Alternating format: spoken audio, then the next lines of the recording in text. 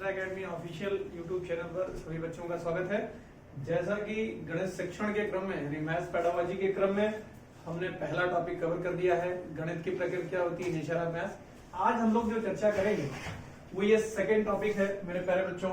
गणित शिक्षण का ये सेकेंड टॉपिक है। सेकेंड टॉपिक का अगर मैं बात करूं तो सेकेंड टॉपिक का पार्ट 1 है। कौन सा पार्ट है? पार्ट 1। तो ये सेकेंड टॉपिक का पार्ट 1 है। पहली चीज, गणित का पाठ्यक्रम में स्थान। गणित का पाठ्यक्रम में स्थान, place of maths in curriculum. मेरे प्यारे बच्चों, इसको हम समझेंगे कि ये है क्या एक्चुअल में। देखिए, मैं आपको पहली ही लाइन में क्लियर कर दूं कि जो पाठ्यक्रम है गणित का पाठ्यक्रम, इसका अर्थ क्या होता है, इसकी मीनिंग क्या होती है।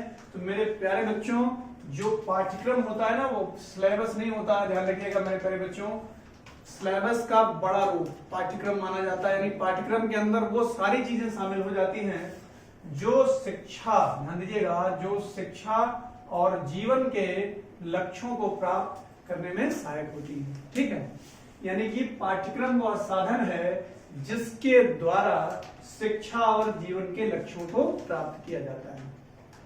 ठीक है, पाठ्यक्रम को वो साधन माना जाता है जिससे शिक्षा और जीवन के लक्ष्यों को प्राप्त किया जाता है, पहली चीज। दूसरी चीज, पाठ्यक्रम है, इसकी ओरिजिन कहां से हुई है, इसकी उत्पत्ति कहां से हुई है। तो मेरे प्यारे बच्चों, पाठ्यक्रम जो शब्द है, इसकी उत्पत्ति एक लैटिन भाषा के शब्द क्यूरेरर से हुई है। किससे हुई है? क्यूरेरर, जिसका अर्थ क्या है? दौड़ का मैदान। मेरे प्यारे बच्चों, जिसका क्या अर्थ है? दौड़ का मैदान। ध्यान रखिएगा, पाठ्यक्रम की उत्पत्ति लैटिन भाषा के क्यूरेरर शब्द से हुई है, जिसका अर्थ क्या होता है? दौड़ का मैदान। कहने का मतलब क्या है कि पाठ्यक्रम को क्या माना गया है? ठीक है, पाठ्यक्रम को वो मैदान मान लिया गया है जिसको अगर कोई विद्यार्थी दौड़कर पार कर लेता है तो ये मान लिया जाता है कि विद्यार्थी जीवन में सफल हो गया। राइट, अब आगे बात करेंगे। एक सामान्य शब्दों में अगर हम बात करें ओवरऑल मिला के कि पाठ्यक्रम है क्या, तो मेरे प्यारे बच्चों ध्यान रखिएगा, मैं 3 वर्ड इस समय इस्तेमाल कर रहा हूं। 3 वर्ड इस्तेमाल कर रहा हूं। ये 3 वर्ड बहुत इंपॉर्टेंट है। शिक्षक जिन परिस्थितियों, ध्यान दीजिएगा, जो सर्कमस्टेंसेस होंगे, जो एनवायरमेंट होंगे, जो सिचुएशंस होंगी, तो जिन परिस्थितियों, अनुभवों यानी जो एक्सपीरियंसेस होंगे और जो योजनाओं यानी जो प्लान्स होंगे। ठीक है, यानी जो एक टीचर होता है, जो वो क्लासरूम का जो माहौल क्रिएट करता है, उसका जो अपना अनुभव होता है, जो प्लान लेके आता है क्लास में कि बच्चे को ऐसे सिखाएंगे हम, वो सारी की सारी चीजें मिलाकर अगर बच्चे के व्यवहार में अभीष्ट परिवर्तन ला रहे हैं, यानी जैसा वो चाह रहा है टीचर, रिक्वायर्ड बच्चे में चेंजेस आ रहे हैं उसके बिहेवियर में, ठीक है, तो वो सबका सब किसके अंतर्गत आएगा? पाठ्यक्रम। फिर से सुन लीजिए, शिक्षक जिन परिस्थितियों में, ठीक है, और जो उसका अनुभव होता है और जो उसकी योजनाएं होती हैं, अगर उसके द्वारा बच्चे के व्यवहार में अगर वो परिवर्तन ले आया, यानी बच्चे को सिखाया और बच्चा सीख गया, तो जाहिर सी बात है उसके व्यवहार में परिवर्तन आ गया, तो वो सबका सब किसमें आएगा? पाठ्यक्रम। आ रही बात समझ में? तो पाठ्यक्रम से रिलेटेड 3 शब्द अपने दिमाग में बना लीजिए। परिस्थितियां जो होंगी, जो अनुभव होगा, जो योजनाएं होंगी, सबका सब किसमें आएगा? पाठ्यक्रम में आएगा। ठीक, अच्छा, इस संदर्भ में कुछ मनोवैज्ञानिक हैं, उनकी अपने तर्क हैं, या कुछ मैथमेटिशियन हैं, उनके कुछ अपने तर्क हैं, उस हिसाब से उन्होंने परिभाषाएं दी हैं। इनमें जो फेमस है वो मैं उनका डिस्कशन कर रहा हूं। सबसे पहली जो परिभाषा है वो मुनरो साहब की है। मुनरो ने क्या कहा कि पाठ्यक्रम में वे सभी अनुभव सम्मिलित हैं। पाठ्यक्रम में क्या है? वे सभी अनुभव। मेरे प्यारे बच्चों, अभी ऊपर की डेफिनेशन में मैंने 3 शब्द इस्तेमाल किया था, उसमें एक शब्द अनुभव है। यानी पाठ्यक्रम में वे सभी अनुभव सम्मिलित हैं जिन्हें शिक्षा के उद्देश्यों की पूर्ति के लिए विद्यालय में प्रयोग में लाया जाता है। मतलब पाठ्यक्रम में वो सारे एक्सपीरियंस इंक्लूड होते हैं, ठीक है, जिन्हें शिक्षा के उद्देश्यों को प्राप्त करने के लिए विद्यालय में प्रयोग किया जाता है, और विद्यालय में प्रयोग में लाया जाता है। तो देखिए, अनुभव शब्द आया, यहां से पकड़ लीजिएगा। ये मुनरो साहब का कहना था, ठीक है, कि अनुभव के आधार पर, ठीक है, शिक्षा के उद्देश्यों की पूर्ति के लिए इसको विद्यालय में प्रयोग किया जाता है, वो पाठ्यक्रम कहलाता है। दूसरी जो परिभाषा है वो बेंट तथा क्रॉननबर्ग की है। इनका क्या कहना है? पाठ्यक्रम विषय वस्तु, ध्यान दीजिएगा, विषय वस्तु, इसको सिलेबस कहते हैं इंग्लिश में। पाठ्यक्रम विषय वस्तु का वो व्यवस्थित स्वरूप होता है या वो स्वरूप होता है जो बालक के आवश्यकताओं की पूर्ति करता है। ठीक है, पाठ्यक्रम क्या है? विषय वस्तु का वह स्वरूप है जो बालक की आवश्यकताओं की पूर्ति के लिए तैयार किया जाता है। ठीक है, तो इवेंट तथा क्रानिनबर्ग का कहना था। तो दो डेफिनेशन मैंने बताई, पहले डेफिनेशन से निकल के आया अनुभव, दूसरे डेफिनेशन से निकल के आया यानी बच्चों को ध्यान में रखना है, यानी क्या करना है? स्वरूप की बात की, तो स्वरूप यानी सिचुएशन से उसको हम इंटरलेट कर देंगे। राइट, तो ये तीन वर्ड्स हैं, इन पे ही सारी चीजें पाठ्यक्रम की चलेगी। राइट, चलिए, तो ये मैंने दो डेफिनेशन आपको बताई। अब हम लोग आगे बढ़ रहे हैं इसी क्रम में। तीसरी चीज क्या है? अब हम ये समझेंगे कि क्यों नेसेसरी है पाठ्यक्रम, क्या उसका इंपॉर्टेंस है। तो उसके संदर्भ में पाठ्यक्रम की आवश्यकता एवं महत्व। देखिए, पाठ्यक्रम क्यों जरूरी है, क्या इंपॉर्टेंस है उसकी, ये समझना है। तो सबसे पहले चीज, जो भी बुक्स जो बनाई जाती हैं, ठीक है, उसके निर्माण में यानी उसके फॉर्मेशन में, क्रिएशन में काफी हेल्पफुल होता है क्या? पाठ्यक्रम, करिकुलम। यानी पाठ्य पुस्तकों के निर्माण में क्या होता है? सुविधा होती है। यानी जो बुक्स वगैरह बनाई जाती हैं, तो अगर करिकुलम पता है तो बहुत आसानी से चीजें बन जाती हैं, पहली चीज। दूसरी चीज क्या है कि भाई जाहिर सी बात है, पाठ्यक्रम बहुत ही इंपॉर्टेंट रोल अदा करता है। अगर कोई चीज हम पढ़ा रहे हैं, पढ़ाने का मतलब, पाठ्यक्रम का मतलब समझ रहे हैं ना, ये तीनों चीजें उसमें इंक्लूड हो जाएंगी। ठीक है, तो कहने का मतलब शिक्षण की प्रक्रिया को क्या करने में, व्यवस्थित करने में क्या होता है? पाठ्यक्रम बहुत ही हेल्पफुल होता है, बहुत ही हेल्पफुल होता है। तो ये ध्यान रखना है। अच्छा, हम पढ़ा रहे हैं तो पाठ्यक्रम के बिहाफ पर आपका जो एक्सपीरियंस है, उसके बिहाफ पर ही क्या करेंगे आप? जो शिक्षण विधियां हैं, टीचिंग मेथड, उसको आप सेलेक्ट करेंगे और बच्चों को उसके बिहाफ पर समझाएंगे। बच्चा बहुत आसानी से सीख जाएगा। राइट, देखिए तीन ही शब्दों पर ये सब सारी चीजें चल रही। मूल्यांकन करने में सहायक, भाई आपने कोई प्लान बनाया, बच्चे को इतना सिखाना है, सिखाने के बाद ये जानने की कोशिश करेंगे बच्चे ने कितना सीखा। ठीक है, दैट इज कॉल्ड क्या होगा? इवैल्यूएशन, ये मूल्यांकन। यानी मूल्यांकन करने में भी ये हेल्पफुल होगा काफी। अच्छा, अगला जो है, अब जैसे किसी बच्चे को कोई चीज सिखा रहा है, ये तीनों चीजों को बेस बना के, तो बच्चा उस चीज को बहुत आसानी से और बहुत इजीली सीख जाएगा। तो आसानी से मतलब उसका जो टाइम है और जो उसकी पावर है सीखने की, वो दोनों का यूटिलाइजेशन बहुत बेहतर हो जाएगा। राइट, आगे बात समझे, समय और शक्ति का बहुत प्रॉपर तरीके से सदुपयोग होगा अगर अच्छे से पाठ्यक्रम व्यवस्थित किया जाए तो। चलिए, ये इसका इंपॉर्टेंस है। आगे देखिए, इससे क्या होता है कि अगर पाठ्यक्रम को सारी चीजें व्यवस्थित लेके चल रहे हैं, तो बच्चे की जो आवश्यकताएं हैं उन सबकी पूर्ति हो जाएगी। यानी बच्चा किस माहौल में सीख पाएगा, टीचर उसको कैसे सिखाए चीजों को लेके, और कैसे प्लान बनाए कि वो बच्चा जो थोड़ा सा पीछे भी रह जा रहा है, वो भी कैसे उस चीज को अच्छे से समझ सके। राइट, तो ये कुछ चीजें मैंने आपको बताई। तो लास्ट वाला मनोवैज्ञानिक आवश्यकताओं की पूर्ति बताई थी मैंने।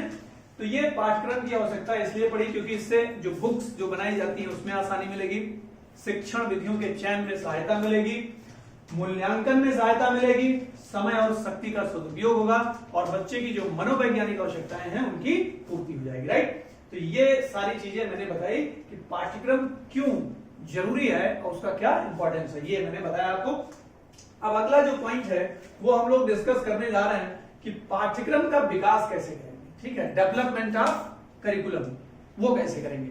तो सबसे बेसिक चीज जो होती है इसमें, बच्चे को जोड़ना, घटाना, गुणा, भाग आना चाहिए, इस पर उसकी पकड़ होनी चाहिए। ऐसा पाठ्यक्रम बनाया जाए। ठीक है, ऐसा पाठ्यक्रम बनाया जाए प्राइमरी लेवल पर कि बच्चे को इस पे तो पकड़ होनी ही चाहिए। यानी जोड़ना, घटाना, यानी ऐड, सब्सट्रैक्ट, मल्टीप्लिकेशन, डिवीजन, ये बच्चे को एटलीस्ट आना चाहिए।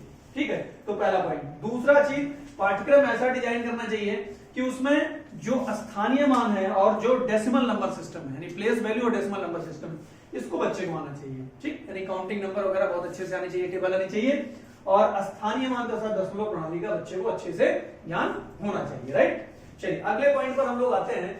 प्रमुख मापन इकाइयों का ज्ञान। मापन इकाई यानी मेजरमेंट, जो यूनिट्स हैं, समझ रहे हैं ना, लीटर, मीटर, किलोग्राम, इन सब की बच्चे को जानकारी होनी चाहिए। ऐसा जो है करिकुलम डिजाइन होना चाहिए। राइट, चलिए अगला हम लोग देखेंगे कि जीवन से संबंधित समस्याओं को हल करने में, यानी अभी जैसे कहा गया कि भाई 4 आम थे राम के पास, 6 आम और उसको मिल गए, तो कितने हो गए? 10। तो ये जो नॉर्मल जो प्रॉब्लम आए बच्चे की सामने तो बच्चा उसको टैकल कर ले, इस हिसाब से करिकुलम को डेवलप किया जाए, इस हिसाब से पाठ्यक्रम को विकसित किया जाए। राइट, ये बात क्लियर हुई।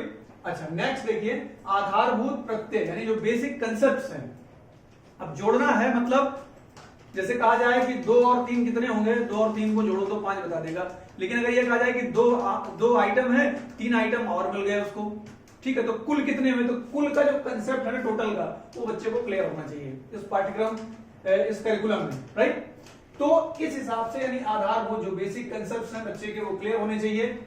संक्रियाओं, ऑपरेशंस एवं शब्दावली की जानकारी होनी चाहिए बच्चे को, यानी जो टेक्निकल टर्म है, जैसे कुल आ गया, कम हो गया, कम का मतलब माइनस हो जाएगा, ठीक है, ये उसका पार्ट है, उसका भाग है, तो ये सब जो शब्दावलियां हैं, जो वर्ड पावर है, वो भी बहुत अच्छे से क्लियर होनी चाहिए। राइट, इस हिसाब से पाठ्यक्रम को डिजाइन किया जाए। तो पाठ्यक्रम का जो डेवलपमेंट है उसमें सबसे बेसिक चीज बच्चे को जोड़ना, घटाना, गुणा, भाग आना चाहिए, ठीक है। दूसरी चीज बच्चे को डेसिमल नंबर सिस्टम यानी वही नंबर आना चाहिए, टेबल आना चाहिए, यानी गिनती, पहाड़ा, ये सब सारी चीजें आनी चाहिए बच्चे को।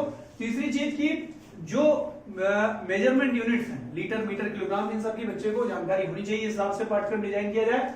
और जीवन से संबंधित नॉर्मल जो अगर प्रॉब्लम आ रही बच्चे को लाइफ में, तो वो बच्चा उसको टैकल कर ले अच्छे से, और जो बेसिक कंसेप्ट्स हैं, ऑपरेशंस हैं, और जो वर्ड्स पावर है, वो बच्चे की अच्छे से क्लियर होनी चाहिए। इस हिसाब से हमको पाठ्यक्रम यानी करिकुलम को डेवलप करना है, तो अच्छा माना जाएगा वो।